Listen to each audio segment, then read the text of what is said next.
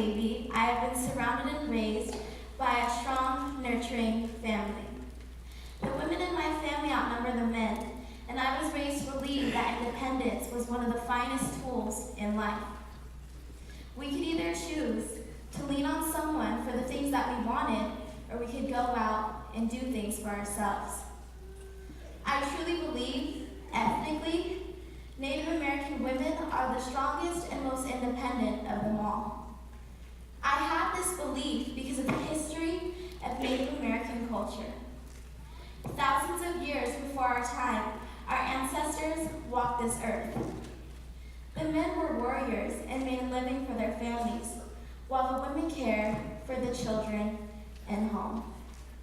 Women had to cook, clean, birth, and nurture their families during a time when bleach and water faucets were non-existent. But they did it, and did it well. Now, in modern times, women still care for their families, but do it while holding jobs and/or receiving education. Women in general have come such a long way, especially Native American women. From not being able to work to owning businesses, from not being able to vote to voting, and from not being able to receive education to becoming college graduates. All of these things did happen over time, but not without a fight. They happened because someone, somewhere, had the desire for them to, and the strength to help make them happen. Overall, Native American women are strong and powerful by tradition, and naturally, they are independent and self-reliant. I am very proud to say that I come from a long line of strong, independent Native American women. It is up to us, the current generations and future generation, to help keep this very belief alive. Native American women, they are strength. Sapo.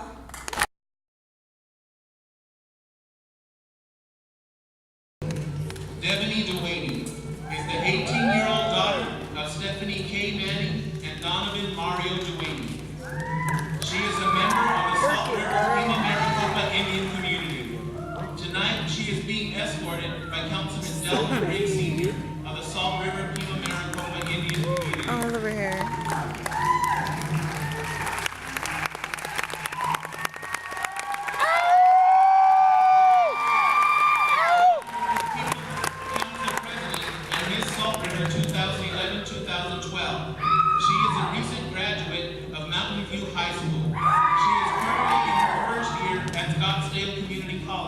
Where she plans to earn an associate's degree in political science and then transfer to the University of Hawaii in Hilo. Woo! Devanie has been involved with traditional dancing since she was a young girl.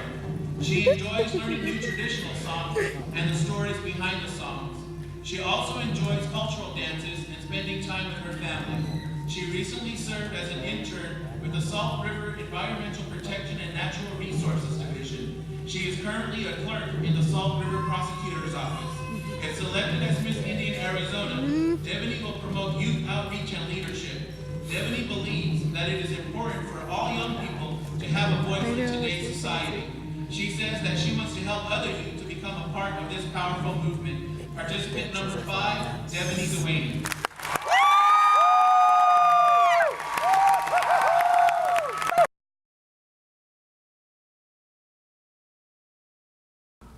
You'll notice that in this dance there are very distinct sidestep movements which represent the shaking of the earth. I chose this song because I believe it is very symbolic in its representation. And the first time I heard this, I felt very empowered, and I hope you all feel the same way. Tonight, I am also carrying Shiboy brush with me in order to honor all the indigenous women who practice with medicinal plants in order to lead a healthy lifestyle.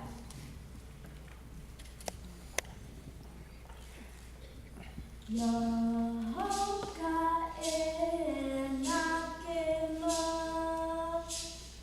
Yohoka e nakelo,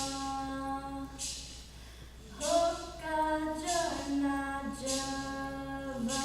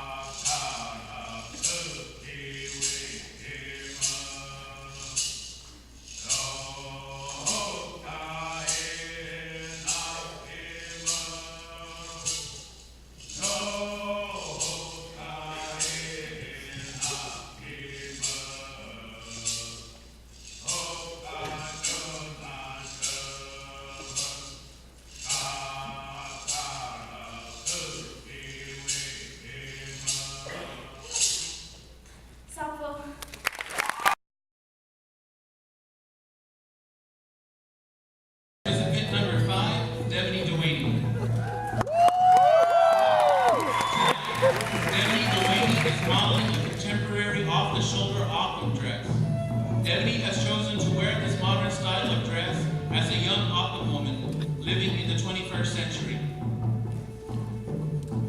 As time evolved, the Otham began to use different materials introduced to them. Her ancestors wore blankets and dresses of unbleached muslin adorned with shell necklaces.